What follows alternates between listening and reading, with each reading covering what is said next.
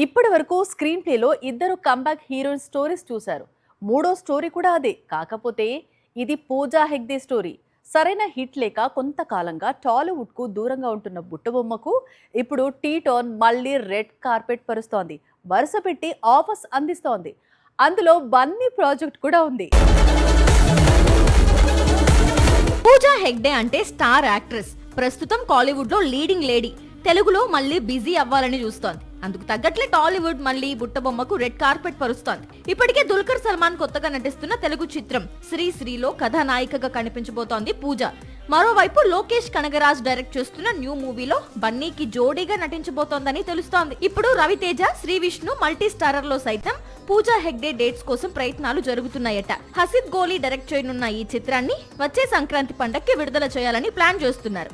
దిల్ రాజు నిర్మాతగా వ్యవహరిస్తున్నాడు. వీరాది వీరులంట అనే టైటిల్ పరిశీలనలో ఉంది.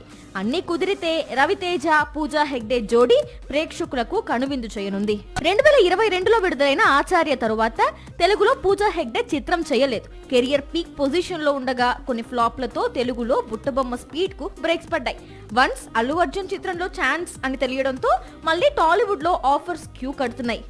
సాక్షి టీవీ ప్రసారాలను నిలిపివేయటం చట్టరీత్యా నేరం. సాక్షి టీవీ ప్రసారాల కోసం మీ స్థానిక కేబుల్ ఆపరేటర్ను వెంటనే సంప్రదించండి. డిటిహెచ్లో, ఇంటర్నెట్లో కూడా సాక్షి టీవీ ప్రసారాలను వీక్షించవచ్చు.